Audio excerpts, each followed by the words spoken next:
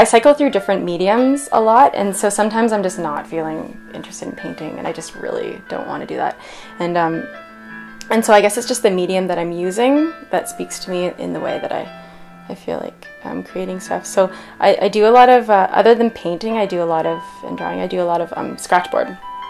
And scratchboard is something that I really appreciate doing because I don't really have to know what I want to do beforehand. Like with paintings, I tend to plan it out more, and so I have an idea in mind, whereas I think with scratchboards, the idea, I don't necessarily have it yet. I find it as I'm working with it, so that might open the doors for me being inspired to paint something afterwards based on the scratchboard.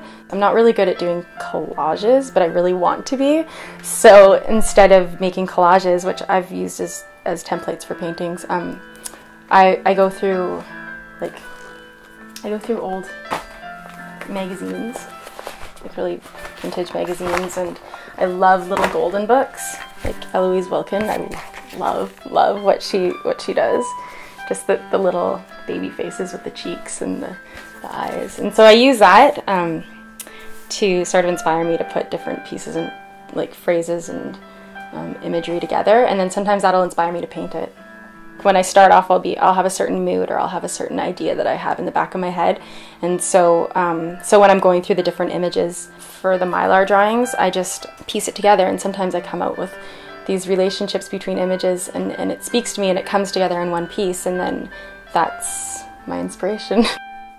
Throughout the years, I've really just tried to figure out what kind of an artist I am and what kind of things I want to do, and who I want to speak to, and what I want to say, but it's really hard for me to do that, so I just find myself kind of changing a lot and always wanting to stay fresh and try different ideas.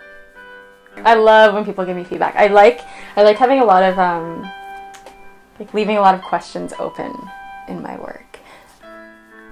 And I like hearing what kind of messages people get from the work, and as soon as you put it out there, it changes form, right? As soon as you put a piece out for people to observe and comment on, it becomes personal to them. It has a whole new message. So hearing what people get from my art inspires me to, like if I have a piece that's half finished and I don't quite know how to finish it, and someone tells me what they're interpreting from it, it can inspire me to build upon that. I really like leaving it open to the viewer to sort of figure out what it means to them.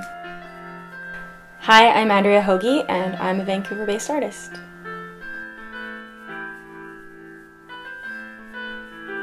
What I like about Hot Wind Injection and the Cartage show is I just find there's a lot of interaction that goes on.